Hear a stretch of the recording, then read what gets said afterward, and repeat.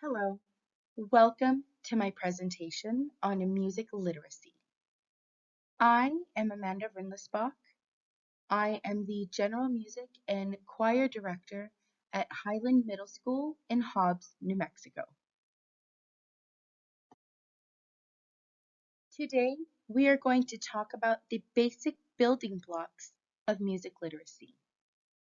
We will see what music literacy is, strategies to incorporate the study of music outside of the classroom, how does music literacy challenge students, and why music literacy is essential in our education. What is music literacy?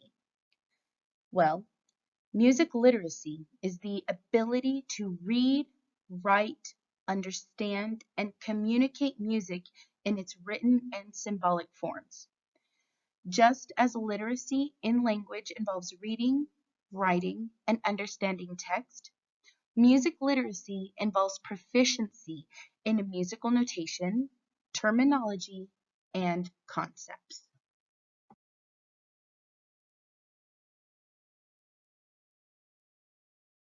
In music literacy, we have multiple building blocks. The one building block that I'd like to focus on is music theory. Music theory is the study of the practices and possibilities of music. It encompasses the understanding of how music is constructed. It includes elements like harmony, melody, rhythm, form, and structure. All of this combined provides a framework for analyzing and interpreting music. We have a solfege chart, a rhythm chart, and a little funny music literacy GIF. I like to eat puppies.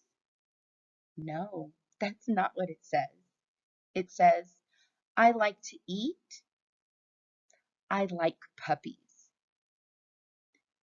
As you can see, music literacy really does matter.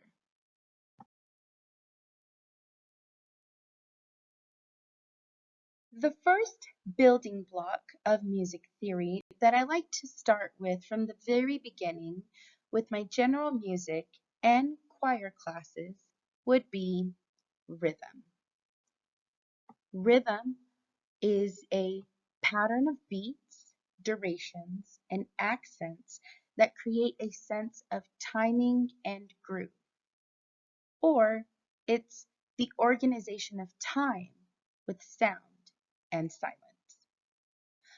On the left-hand side, this is a typical rhythm notation chart.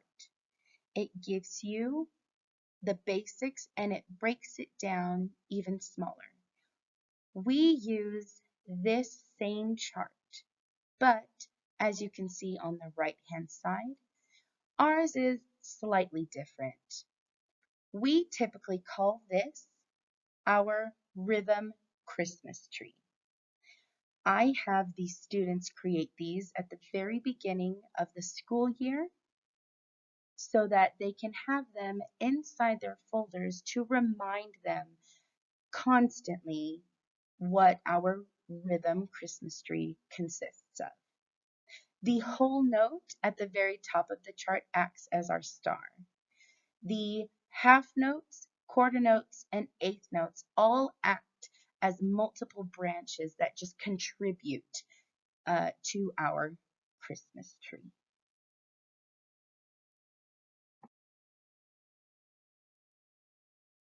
Next up on our music theory building blocks is melody. Melody is the sequence of musical notes that are perceived as a single cohesive unit, the tune or main musical idea that stands out in a piece of music. Melody in itself is extremely complex. As we can see in this chart, There are even more subgenres that go into creating a melody. Motion, range, articulation, phrasing, ornamentation, instrumentation, register, contour, all of these small categories come together to create a melody. But for us in middle school, we tend to keep these fairly simple. I like to use Twinkle Twinkle Little Star to demonstrate what a melody is. Twinkle, twinkle, little star, how I wonder what you are. This melody is extremely known all across the world. So this melody is super popular, and we typically use this to demonstrate that.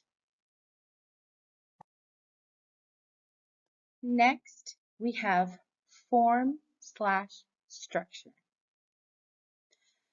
Form structure is the organization of musical elements within a composition that provides the framework for the listener to understand the overall shape and development of the music.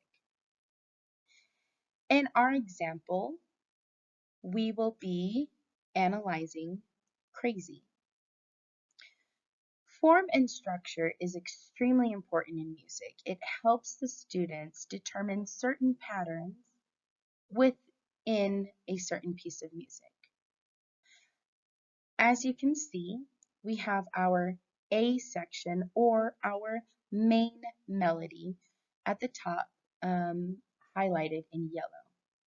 This section goes crazy, crazy for feeling so lonely.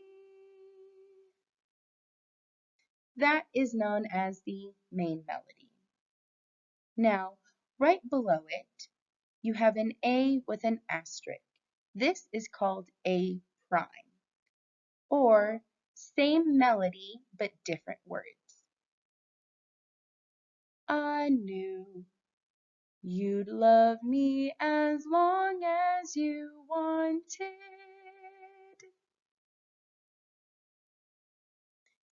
As you can see, A and A prime have the same melody but different words.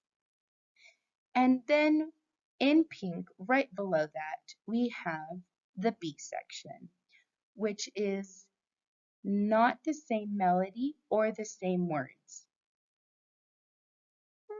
Worry,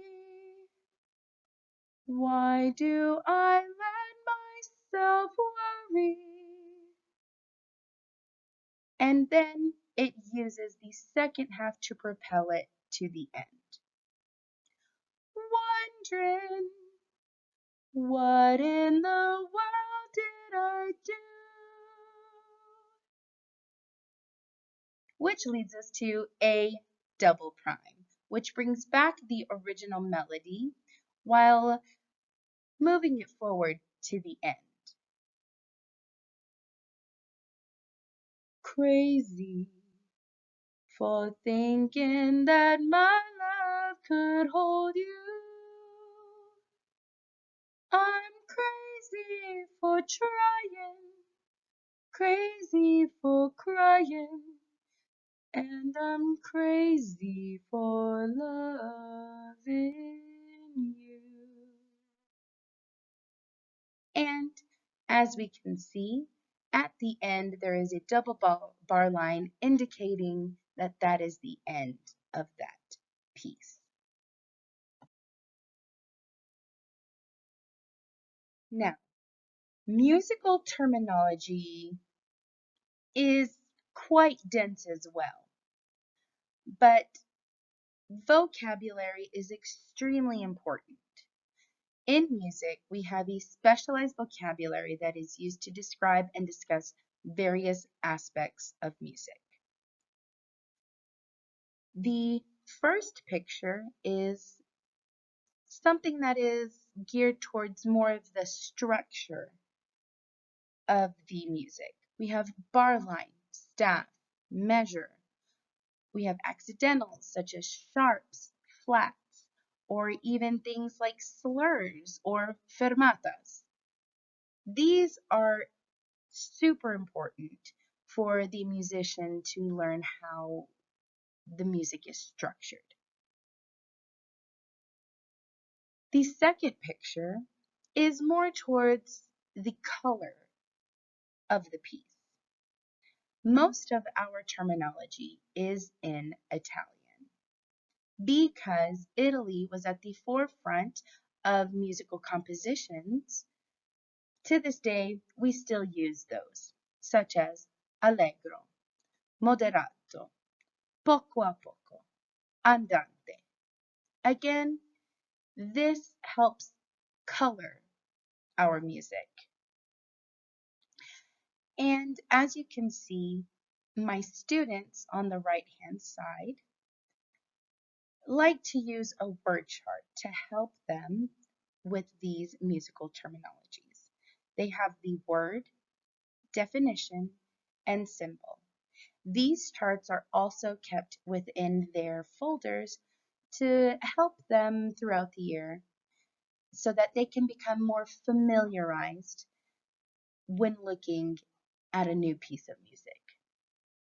We have crescendo, which is to gradually get loud, decrescendo, to gradually get soft, and forte, which means loud, and their corresponding symbols.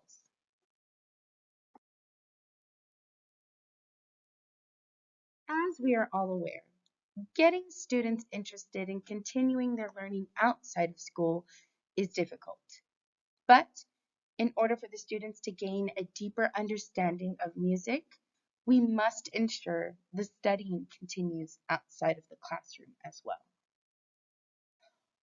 One of the strategies I like to use is I assign the students a variety of music. This mainly goes more towards my general music class rather than choir. General music, we typically cover more genres of music, while in choir, we compare and contrast other pieces of music and gain insight on how that should be performed. Another strategy, we need to explore music theory apps.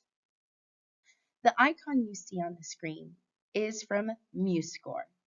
This is a composing app for those who are more advanced in their skills. Now, if we encourage the use of these apps, then we can encourage students to create and compose music. On the right-hand side is a little snapshot of MuseScore. As you can see, it is a bit more advanced, and this is typically geared towards 8th graders. Now, in 6th grade, I introduced the students to something called Soundtrap. Soundtrap is kind of like online DJing. You get to create music on the internet. It's almost like music production. They are exposed to different sounds and reels, and they use that and combine it and create something. And last but not least, open discussion in class. This is a picture of one of my students who was just overwhelmed and excited that she was able to answer what a whole note was and how many beats it consists of. My students not only discuss this in class, but they discuss this outside of class. They have a partner, and this partner they typically do their bell work with, and they compare and contrast the different varieties of music I have them listen to.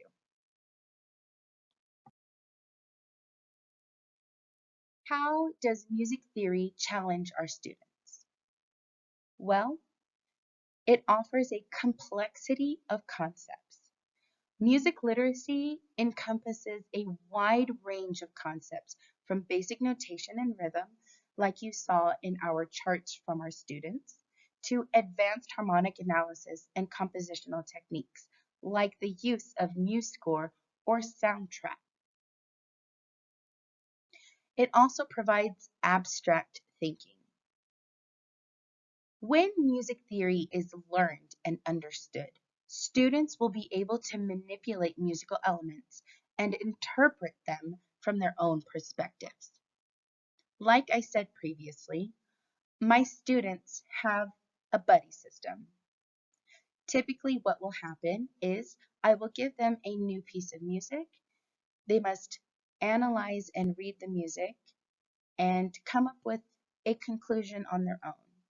Once that happens, they get with their partner and they talk about the similarities and differences that happen when you are given a new piece of music. Now, for historical and cultural context, when music is understood, it adds depth and meaning to music literacy studies. I often tell my students that the events of the time will affect the fine arts, not just in music, but in drama and art. They gain different cultural perspectives. Since we are trying to be historically accurate within our genres and eras, we have to dive deep and learn what was going on. Why did they sing it this way? Why did the poem be structured this way? What was going on in the composer's life for him to write it this way? And last but not least, social influences.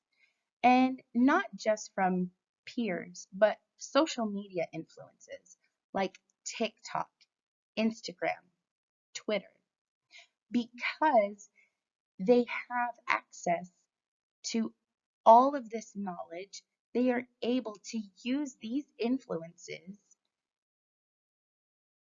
to further their education and understand what's going on, what's happening, and why things are happening that way.